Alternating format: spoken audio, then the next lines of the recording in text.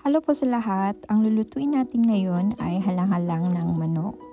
Ito yung mga ingredients na kailangan natin para sa halang-halang.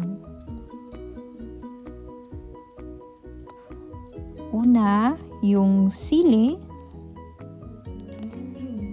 pepper, salt, and magic syrup, onions, garlic, and ginger, at saka manok, mantika, at saka patis.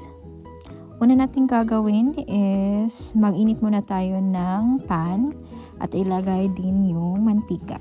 Nainit na siya kaya nilagay ko na yung mantika. Hindi marami yung mantika nilagay ko kasi maraming fats na yung manok. So mag-wait tayo at saka ilagay na natin yung onions. Mag-wait tayo ng kaunti until it turns again brown.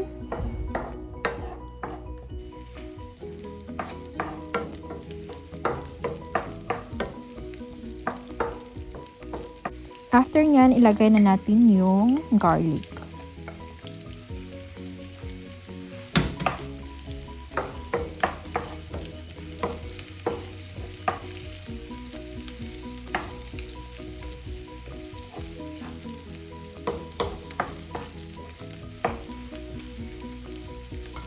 At susunod din yung ginger.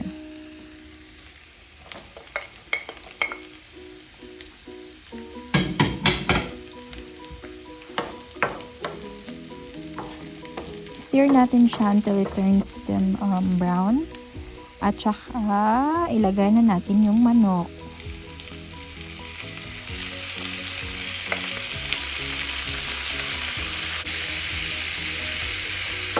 Mix natin sila para manuot talaga yung lasa.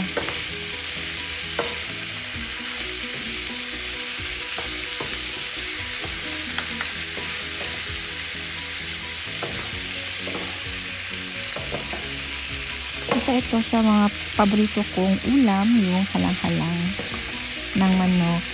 Mahilig talaga ako sa sili.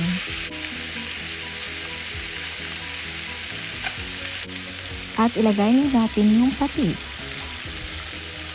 Tansya-tansya lang tayo dyan kasi hindi masyadong maraming ilagay natin para hindi siya maging maalat.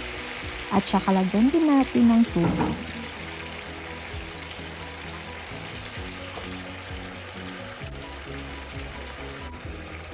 At saka sili. Lagyan din ng sili kasi halang-halang ng manok nga. So, lagyan ng sili natin.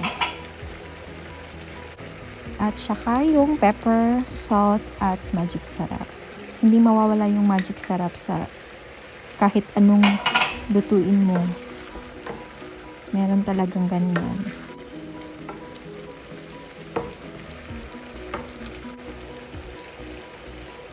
Wait na tayo nito. Pagkatapos ng 6 minutes, naluto na natin yung halang-halang. Ito na yung resulta. Salamat sa lahat!